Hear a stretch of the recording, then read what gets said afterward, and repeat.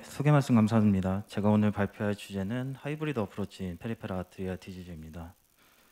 먼저 준비한 케이스 환자 정보부터 보시겠습니다. 남자 71세, 엑서셔널 체스트 디스컴포트와 걸을 때 레프트 레그 페인을 주 증상으로 본은 심장혈관내과 매를 통하여 내원하셨고요. 발에 운드는 따로 없으셨고 언더라인 디지즈로는 DM 하이퍼텐션 디스리피데마 있으셨습니다. 1, 2년 전까지 스모킹 히스토리 있으셨고 로컬에서 시행한 ABI상 라이트 0.74, 레프트 0.44로 나와서 다이그노스틱 CAG와 PAG 하기로 결정하였습니다.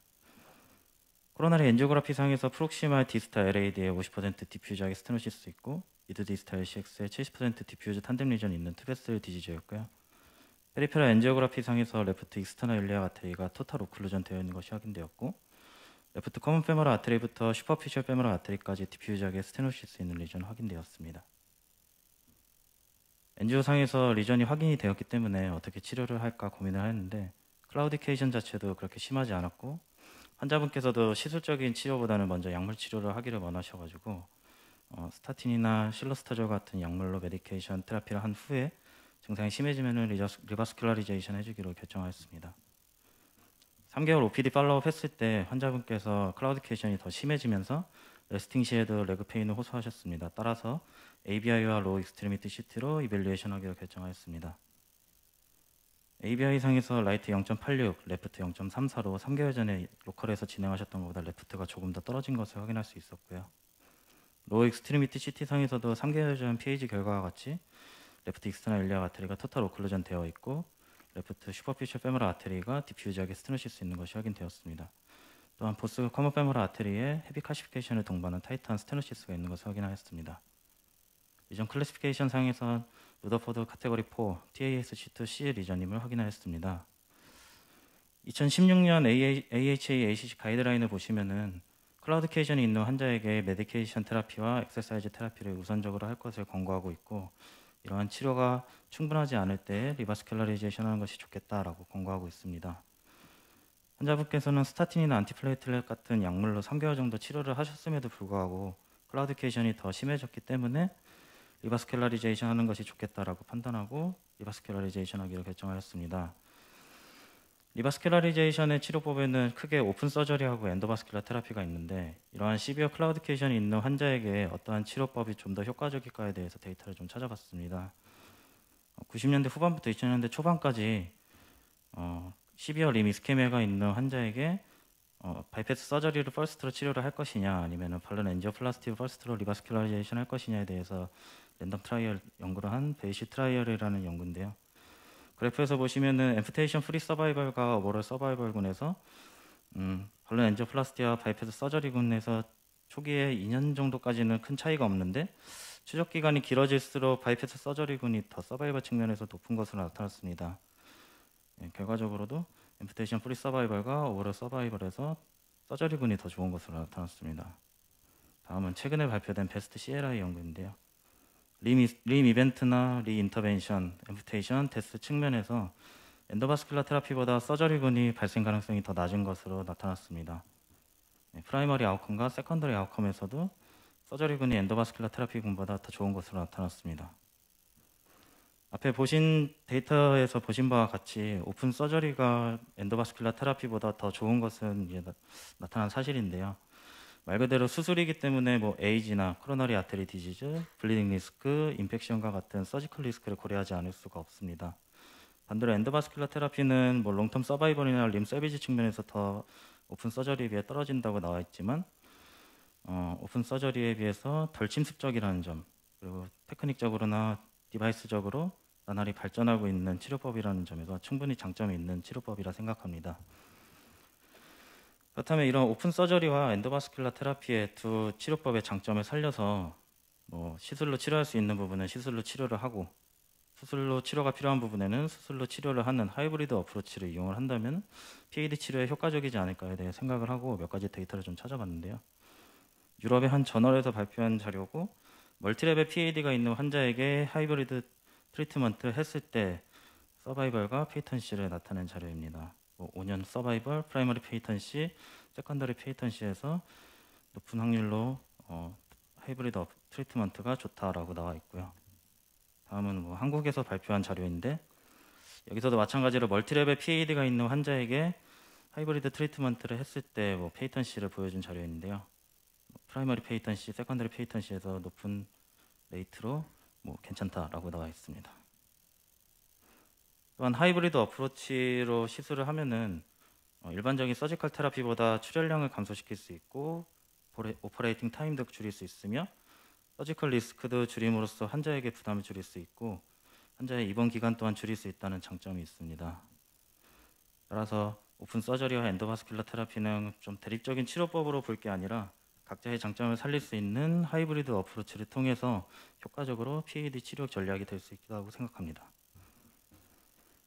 이러한 하이브리드 어프로치를 어떤 병변에서 적용을 할 것인가를 2017년 ESG 가이드라인에서 나와 있는데요. 아울터 일리악 리전이면서 커먼 페모럴 아테리 리전이 포함된 경우나 슈퍼피셜 펌니티알 리전에 스테노시스가 있으면서 커먼 페모럴 아테리에 리전이 포함된 경우에 하이브리드 어프로치라는 것이 좋다고 권고되어 있습니다. 또한 아울터 일리악 오클루시브 리전에서는 일리악 아테리에는 스텐팅하고 페모럴 아테리 엔도 아테렉토미나 바이패스 서저리를 하는 것을 고려하는 것이 좋다라고 되어 있습니다. 다시 케이스로 돌아와서 한쪽 이스터널 일리악 아테리가 토탈 오클루전 되어 있고 양쪽 커먼 페모럴 아테리가 칼시피케이션을 동반한 스테노시스가 있으면서 레프트 SFA 쪽에 스테노시스가 있는 리전이기 때문에 하이브리드 어프로치로 리바스큘러리제이션 하는 것이 적당하겠다라고 판단하여서 그렇게 진행하기로 하였습니다. 먼저 보스 페모럴 사이트를 컷다운하고 보스 커먼 페모럴 아테리를 엔도 아테렉토미 한 후에 펜펜 바이패스 진행하였습니다. 바이패스 후에 이제 아나스토마시스 사이트를 피해서 레프트 커먼 페모럴 아테리에 안테그레이드 펑처 한 후에 6프렌치 시스 인서션 하고 레프트 슈퍼피셜 아테리 페리페라 엔지오그라피 시행하였습니다. 서브 인티멀 와이어링으로 레프트 SFA의 입실아테를 안테그레이드 어프로치로 진입을 하였고 팜니티알에서 트루로 진입한 것을 확인하였습니다. 그리고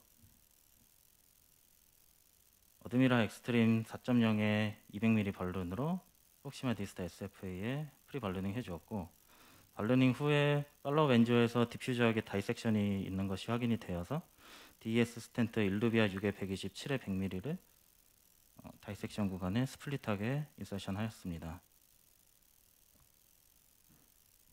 파이널 엔지오그라피 상에서 성공적으로 리바스큘라리제이션 된 것을 확인하였고 바이패스한 구간도 플로우가 잘 가는 것을 확인하고 마무리하였습니다. 포스트 ABI 상에서도 라이트 0.88, 레프트 0.87로 좋아진 양상을 보인 것을 확인할 수 있었고요.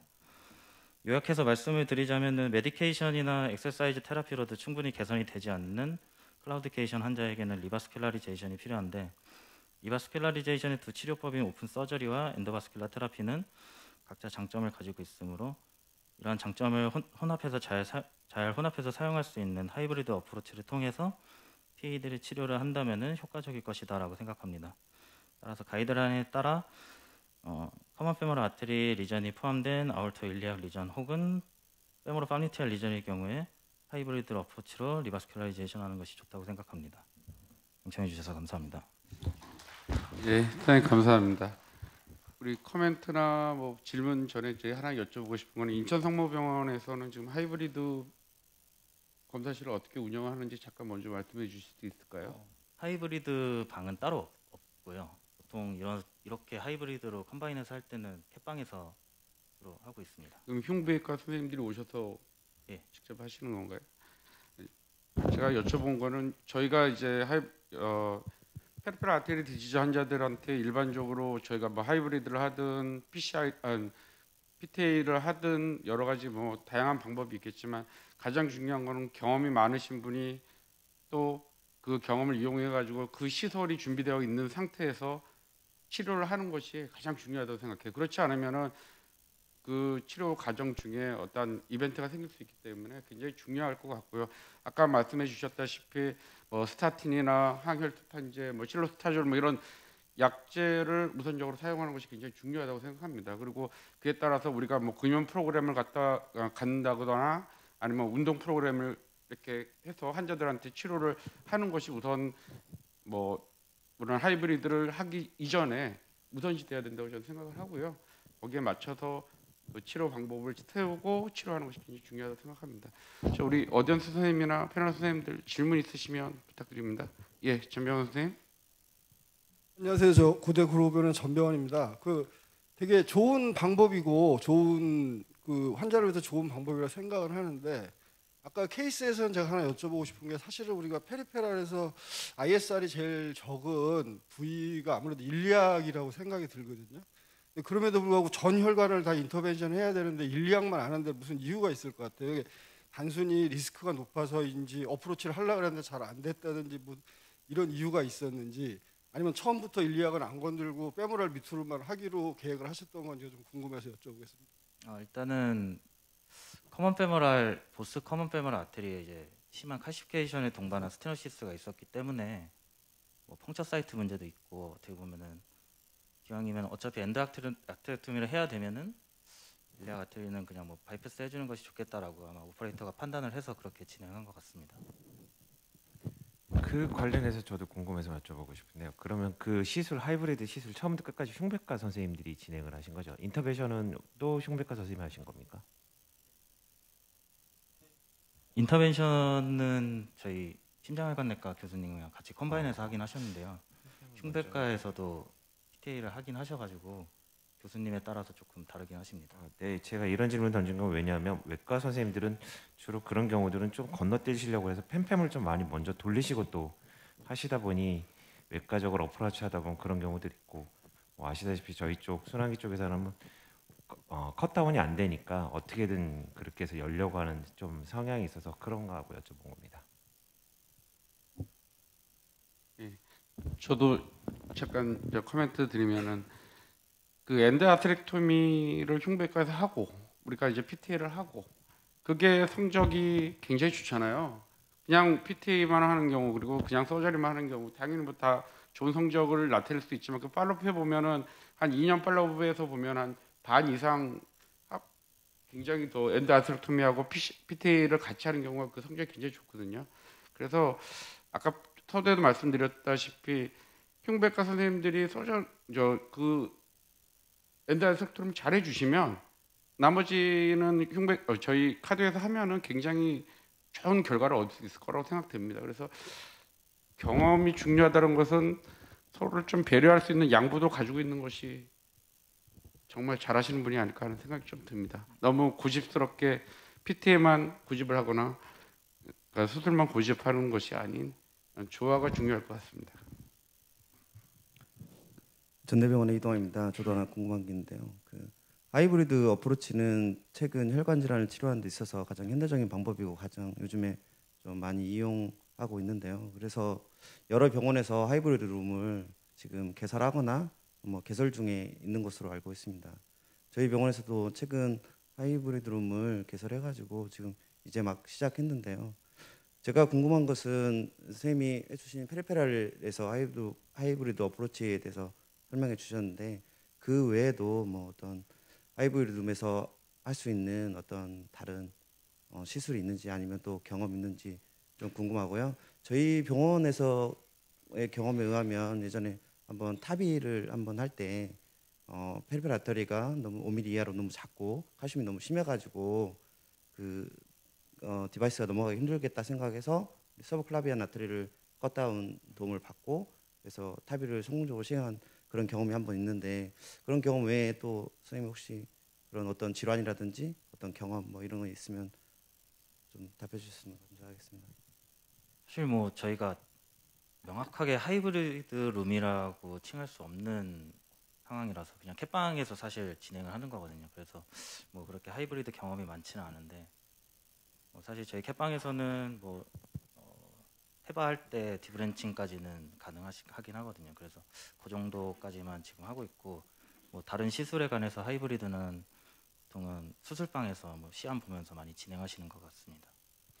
제가 하나 말씀드리면 저희는 소아과가 있거든요. 그래서 이제 꼬마아이들 신생아나 이런 아이들 아테리 펑처할 때 안 되면 그 외과 선생님들이 오셔가지고 캐로티드 컷다운 해주시고 뭐 PD에 뭐 스텐팅을 하거나 이렇게 해주는 경우가 하이브리드로 하고는 있습니다. 예, 선생님 감사합니다. 이번 세션은 여기서 마치도록 하겠습니다. 감사합니다. 수고해 주신 패널 선생님, 자장 선생님, 발표해 주신 선생님 감사드립니다.